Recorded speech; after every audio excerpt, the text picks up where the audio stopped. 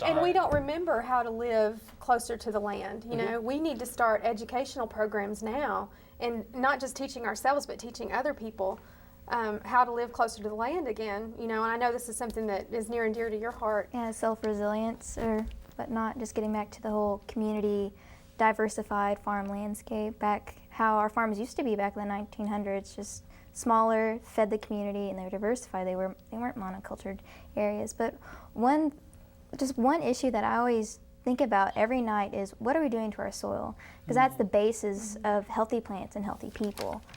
Right now, our soil is not that healthy. We're just dousing it with chemicals. We're tilling it up, just exposing all the organic matter to be released back up to the air. Wow. And are we prepared? That's the whole question. Are we prepared? And more people just need to support those organizations that are trying to instill fertility back into our soils. As one president said, I guess it was Theodore Roosevelt, a nation who destroys its soil destroys itself.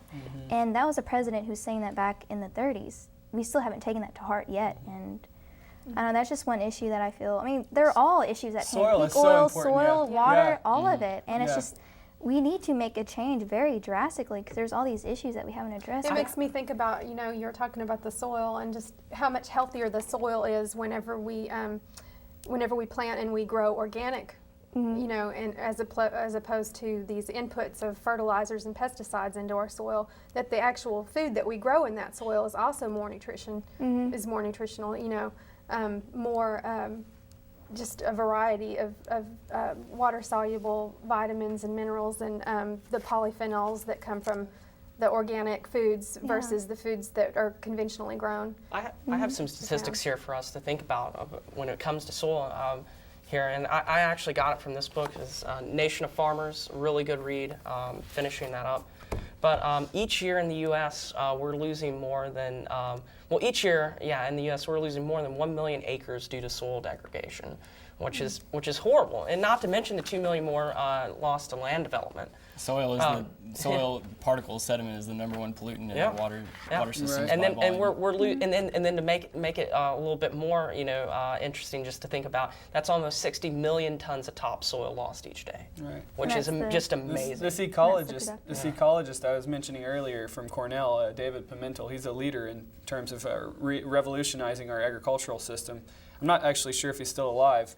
He was getting up there, but he recently had a report a few years ago that said that actually 90% of our cropland is losing soil, primarily from wind and water erosion, and it's being eroded at 13 times the sustainable rate, and it's most severe in our prime farmlands like Iowa, where the topsoil loss rate there is 30 times the rate of soil formation. And half of our soil is already gone since we've started industrial agriculture in Economically, it's a huge impact. The global loss of soil is worth 70 billion tons of soil each year is worth $400 billion annually, and that's about $28 billion in the U.S. alone annually that we're losing money. Economically, it's a huge impact. Time, because it takes a long amount of time to build that soil back up once you get rid of it. Absolutely, and that's a problem. That's one of the things we're going to have to face with converting to organics, because, I mean, honestly, organic farming is more complex. It takes more knowledge and understanding of natural ecological systems to work properly, and to produce the yields that we're going to need. I lost my train of thought. I'll back you up on this real quick, Joanna. I know you will, Joanna. We have a Rodell Institute that just came out, and I was reading it, and it found that organic no-till agriculture can out-yield both conventional chemical no-till and conventional till practices now. And that's what I'm talking about. In 20 years, it's caught up. I mean, we can do it. And this has been a continuous experiment for the past 30 years on tilled and non-tilled plots. So they're really I know what I was saying is we need to get started now, because it's going to Exactly. take time to do that education, and it's going to take time to build that soil back up to especially your local food community as well, because a lot of stuff we get from the store is shipped from all over the country. Mexico or Exactly, Argentina. transportation, distribution. What if that all stops? How are you going to get your food? You know? Yeah, we need to start protecting our local soils. I mean, Food we see all this security, development, and we're seeing development in apartments and parking lots and roads covering up fields that are nearby our local communities. And we need to start looking at those fields as, that needs to be a valuable resource that could be a potential. It's a living organism. Yeah, and when we're covering that up and destroying that soil, we're impoverishing our community in the sense that we are going to be running out of cheap oil in the future, and those soils are going to become invaluable to a local community. And to destroy them is cutting your risks. I mean. Jacob, you started to mention the productivity of organic farming versus conventional ag.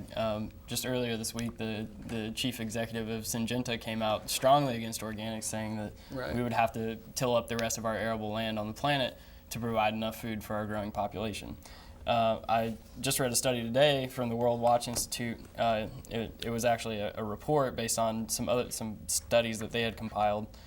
You had mentioned that you read a report that organics produce more than conventional agriculture. I read some statistics that, some different studies that sort of contradict that. A study at Cornell said that organics can produce 80% of the conventional yield. However, studies at University of Michigan, they applied some different ratios on. As it turns out, in developed countries like the United States, you do see a small decline in the amount of productivity on organic farms versus conventional. But in places in less developed countries, you see huge increases in productivity when farmers switch towards organic farming methods. So they applied these ratios. They did two different studies. In one study, in the most conservative study, they applied a decline in productivity all around the world and showed that we can still produce 95% of the current food supply in completely organic means. Then they globally, yeah. Then they did a second study that was more suited to regional areas. Here in developed countries, they applied the ratio where productivity goes down, and in developing nations, they applied a ratio that shows productivity going up. And that study actually showed a 75% increase in global food supplies with a global or organic agriculture system. Well, what's interesting too, though, is he's talking about higher productivity, but it's just sort of a lot like our current economic, the way we see things at the national level, the way our elites see things and speak to us. I mean, they talk about higher productivity, and all their economic, the way they see things is all short-term productivity. It's all linear. Well, it's always the quick buck, the quick bang, the most food and the most money today. And there's never this long view, like what's most sustainable. And if you take into the sustainable dimension of agricultural productivity, organic agriculture is certainly more productive. If you look at the scale of 100 years or 1,000 years of actually taking better care of the soil, and certainly the short-term productivity is certainly it would be far less. I wanted to come back what you were saying real quick is that industrial agriculture is in fact more efficient in terms of yield for a single monocultural crop. When you have 5,000 acres of soybeans, 5,000, when you're doing that. Exactly. But when you compare output using just a small piece of land, small-scale polyculture, you're on a 5-acre farm. You're getting almost 200 times more productive farm when you go from monoculture to polyculture.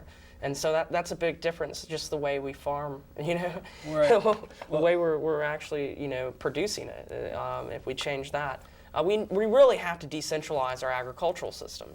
You take out the subsidies, Right. the system can go back to being, And just look it'd take a market recorrection, but I mean, now it has to happen. Look at what that would do to the greenhouse gas effects in terms of transportation costs too, and the transportation of our food. I mean, Michael Pollan was talking about just even a bag of organic lettuce, traveling and shipping it and packaging it and all of that. And even though it's organic lettuce, 1 calorie of that lettuce is 57 fossil fuel calories.